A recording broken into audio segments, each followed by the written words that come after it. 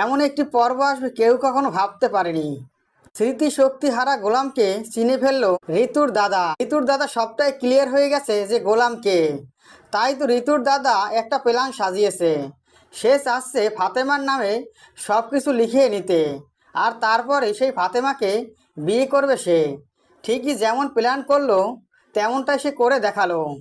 অবশেষে ফাতেমার কাছে গিয়ে সবটা ভুল বুঝালো, কিন্তু ফাতেমাকে এটা বলেনি যে গোলাম স্মৃতিশক্তি হারিয়ে ফেলেছে।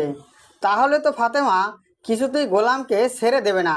বিশাত ফাতেমাকে ভুল বুঝিয়েছে। বিশাত ফাতেমাকে এটাই বুঝিয়েছে এই সুযোগ এসেছে সবকিছু লিখে নিক। এরপর উকিলের কাছে ফাতেমাকে নিয়ে আসে নিশাত। নিশাত নিয়ে এসে উকিলের কাছে বসে গোলাম সাইন করে দেয়। গোলাম সাইন করে দিলেই সবকিছু হয়ে যায় তাদের। তখন নিশাত বুঝতে পারে যে এবার হাজার হাজার কোটি টাকার মালিক হয়ে গেছে ফাতেমা। এই ফাতেমাকে যদি সে বিবাহ করতে পারে তাহলে সেও হাজার হাজার কোটি টাকার মালিক হয়ে যাবে। এমনটাই প্ল্যান করছে সে। ইতিমধ্যে সে বিয়ের প্রস্তাব দিয়ে ফেলেছে। অন্যদিকে গোলামের পর্দাটা ফাঁস হতে যাচ্ছে। এবার আর গোলাম কোনোভাবেই রক্ষা পাবে না, কারণ ব্যাংক থেকে কর্মকর্তা এসেছে। অবৈধ লেনদেনের জন্য গোলামকে এসে চেপে ধরেছে। 2000 কোটি টাকা অবৈধ লেনদেন হয়েছে। এই কথা যখনই বাড়িতে এসে বলে ব্যাংক কর্মকর্তা, তখন বাড়ির সবাই অবাক হয়ে যায়।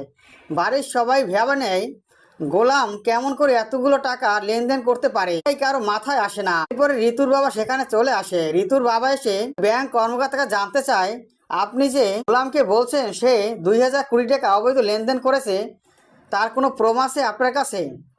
যে কথা শুনে ওই ব্যাংক কর্মকর্তা অবশেষে প্রমাণ বের করে আর বলে, এই দেখুন, শেহজাদ খান নামে অ্যাকাউন্ট থেকে তার ব্যাংকে 2000 কোটি টাকা লেনদেন হয়েছে। এই ছবিটা দেখো, এই হলো এই লোকটি। এটা দেখে অবাক হয়ে যায় ঋতুর বাবা। ঋতুর বাবা গোলামকে বলে, এদিকে এসে দেখো। এরপরে গোলাম এসে কাগজটা দেখে অবাক হয়ে যায়। তবে কি এবার ধরা পড়ে গেল গোলাম? দুনিয়ার টাকার গরু নাটকের আগামী পর্ব এসবই আপনারা দেখতে পাবেন। ভিডিও ভালো লাগলে অবশ্যই এটি লাইক করুন। দুনিয়ার টাকার গরু নাটকের পরবর্তী আপডেট পাওয়ার জন্য আমার চ্যানেলটি সাবস্ক্রাইব করে বেল আইকন অন করে রেখো। ধন্যবাদ।